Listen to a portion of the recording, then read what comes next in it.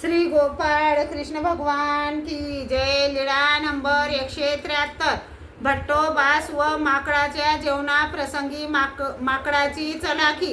एके दिवशी सर्वज्ञ उंबरठ्याला लागून ओसरीत बसले होते. सर्वज्ञांना सायंकाळचा पूजा वसळ तेथेच झाला.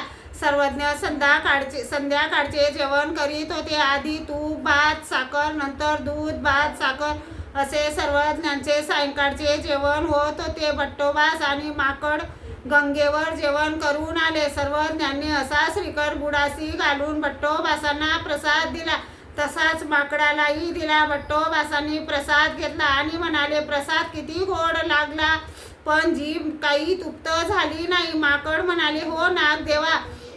सर्वज्ञ म्हणाले, अहो, असे जेवण करून आल्यावर किती वाट्या दूध भात जेवणार? ते थोडे म्हणायचे, सर्वज्ञ जास्त म्हणायचे. अशी 5 वाट्यांची अट ठरली. मग सर्वज्ञांनी बाईसाला विचारले, बाई, तुमच्याजवळ काही भात आहे?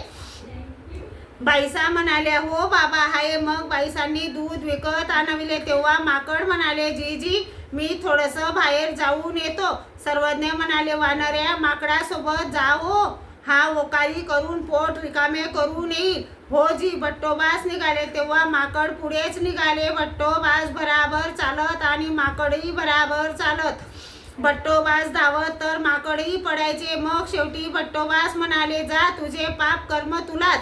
मग भट्टोबास सर्वज्ञांजवळ आले आणि म्हणाले, जी मी पडायचो तर तेही पडायचे, मी चालेल तर तेही चालत, मी थांबायचो तर तेही थांबायचे. मग मी म्हटले, जा, पड, तुझे पाप कर्म तुलाच. मग मी परत आलो जी. सर्वज्ञ म्हणाले, तो ते करून आला.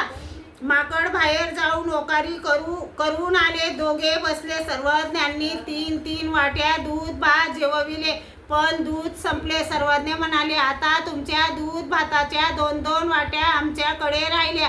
ते म्हणाले, हो जी. मग हात धुतले. श्री गोपाळ कृष्ण भगवान की जय.